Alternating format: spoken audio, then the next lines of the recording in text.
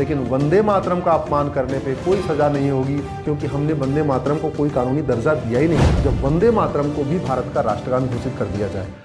पूरा का पूरा आज़ादी का आंदोलन वंदे मातरम से हुआ था। वंदे मातरम के नाम से गज़लें लिखी गई, वंदे मातरम के नाम से अखबार लिखा गया, वंदे मातरम के नाम से पत्रिका निकलती थी। पहला जो हमारा झंडा डिज़ाइन हुआ था उस पर वंदे मातरम लिखा हुआ था। दुर्भाग्यवश आज तक वंदे मातरम को कोई लीगल सैंक्शन नहीं मिला, कोई कानूनी दर्जा नहीं मिला। न तो वंदे मातरम को आज तक राष्ट्रगान घोषित किया गया, न वंदे मातरम को आज तक राष्ट्रगीत घोषित किया, न तो वंदे मातरम की म्यूजिक फिक्स की गई, न वंदे मातरम गाने का कोई समय निर्धारित किया गया। नतीजा यह है, जिसको इच्छा होती है वंदे मातरम गाता है, जिसको इच्छा नहीं होती नहीं गाता। बहुत सारे लोग खड़े रहते हैं, गाते नहीं है। बहुत सारे लोग खड़े भी नहीं होते, बैठे रहते हैं। क्यों? क्योंकि हमने वंदे मातरम को कोई आज तक कानूनी दर्जा नहीं दिया। 1971 में जो नेशनल ऑनर एक्ट बना, इसमें जनगण मन के लिए पूरा प्रोटोकॉल है। जनगण मन की धुन क्या होगी, जनगण मन कितने समय में गाया जाएगा, जनगण मन खड़े होके गाया जाएगा, ये सब लिखा हुआ है। जनगण मन का कोई अपमान करेगा 3 साल की सजा होगी, ये भी लिखा हुआ है। लेकिन चूंकि हमने इस नेशनल ऑनर एक्ट में वंदे मातरम को शामिल नहीं किया, इसलिए जिसकी इच्छा है वो वंदे मातरम का सम्मान करता है और जिसकी इच्छा नहीं है वो अपमान करता है। ये चल रहा है। इसलिए मैं सरकार से निवेदन कर रहा हूं, तत्काल इस 1971 के नेशनल ऑनर एक्ट को बदलें और वंदे मातरम को भी भारत का राष्ट्रगान घोषित करें। हमारे संविधान सभा में इस पर चर्चा हुई थी। 24 जनवरी 1950 को संविधान सभा का जो प्रस्ताव आया था उसमें भी डॉक्टर राजेंद्र प्रसाद ने कहा था कि जनगण मन और वंदे मातरम को एक बराबर सम्मान मिलेगा। ये संविधान सभा की बहस है और उसमें साफ साफ लिखा हुआ है कि जनगण मन को और वंदे मातरम को एक बराबर दर्जा मिलेगा, एक बराबर सम्मान मिलेगा। लेकिन जनगण मन के लिए पूरा प्रोटोकॉल बन गया, जनगण मन की म्यूजिक डिसाइड हो गई, जनगण मन गाने का समय निर्धारित हो गया, जनगण मन खड़े होके गाना है ये भी तय हो गया, जनगण मन जो नहीं गाएगा, अपमान करेगा, उसको 3 साल की सजा होगी, ये कानून भी बन गया। लेकिन वंदे मातरम के लिए कुछ भी नहीं हुआ। 1957 में अंग्रेजों ने गॉड सेव क्वीन के नाम से भारत में एक नेशनल एंथम थोपने की कोशिश किया। मंगल पांडे जी ने उसका विरोध किया, मंगल पांडे जी ने उसका विद्रोह किया। बाद में सन्यासी विद्रोह हुआ 1857 में।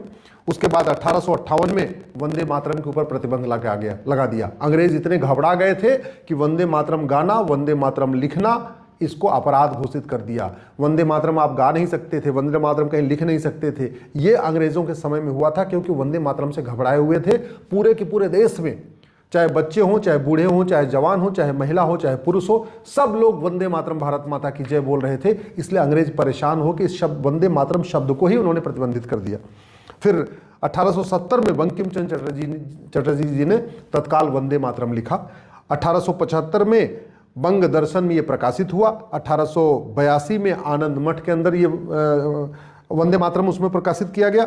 1885 में जो कांग्रेस का पहला अधिवेशन हुआ था उसमें उमेश चंद्र बनर्जी जी ने वंदे मातरम गाया था। 1886 में कांग्रेस के अधिवेशन में दादा भाई नौरोजी जी ने वंदे मातरम गाया। 1890 में फिरोज शाह मेहता जी ने वंदे मातरम गाया। 1891 में जो कांग्रेस का अधिवेशन हुआ उसमें आनंद चार्लू जी ने वंदे मातरम गाया। 1892 में कांग्रेस के अधिवेशन में उमेश चंद्र बनर्जी जी ने फिर वंदे मातरम गाया। 1893 में जो कांग्रेस का अधिवेशन हुआ उसमें दादा भाई नौरोजी जी ने वंदे मातरम गाया था।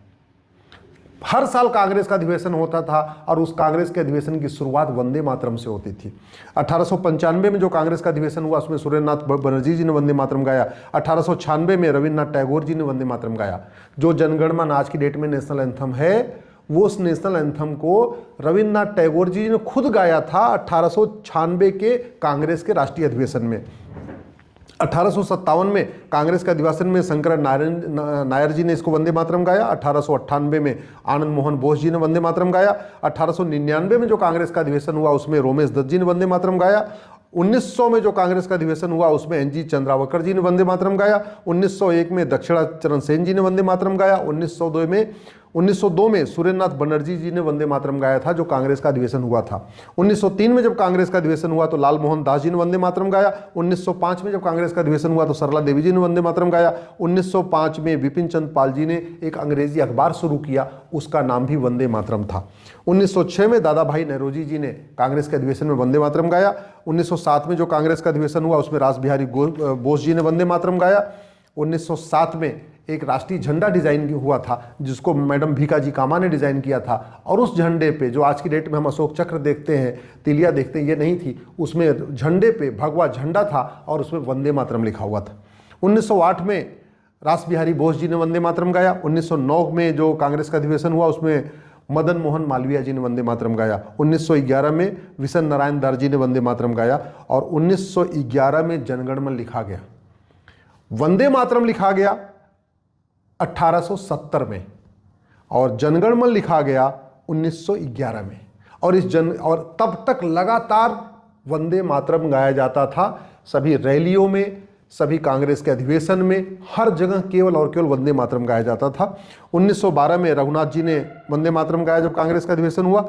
1912 में ही लाला लाजपत राय जी ने एक पत्रिका शुरू किया, उसका नाम भी वंदे मातरम था। 1913 में हीरालाल सेन जी ने एक फिल्म बनाई थी, उसका नाम वंदे मातरम था। 1914 में राम प्रसाद बिस्मिल जी ने गज़ल लिखा, उसका नाम वंदे मातरम था। 1920 में लाला लाजपत राय जी ने लाहौर में एक न्यूज़पेपर शुरू किया, अखबार शुरू किया, उसका नाम भी वंदे मातरम था। 1931 में भगत सिंह, सुखदेव, राजगुरु को जब फांसी हुई थी तो उनके अंतिम शब्द भी वंदे मातरम, भारत माता की जय थे।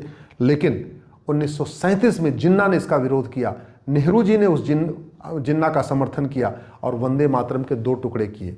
भारत का विभाजन तो 1947 में हुआ था, लेकिन वंदे मातरम का विभाजन 1937 में नेहरू जी ने करा दिया था। 1942 में मतंगिनी हजरा जी को जब अंग्रेजों ने गोली मारी तो उनका अंतिम शब्द भी वंदे मातरम, भारत माता की जय था। 1950 में 24 जनवरी 1950 को संविधान सभा की जब अंतिम बैठक हुई, उसमें भी वंदे मातरम और जनगण मन को एक बराबर दर्जा देने के लिए ही प्रस्ताव पास हुआ था। लेकिन जब 1971 में ये कानून बना तब कांग्रेस ने देश के साथ धोखा कर दिया।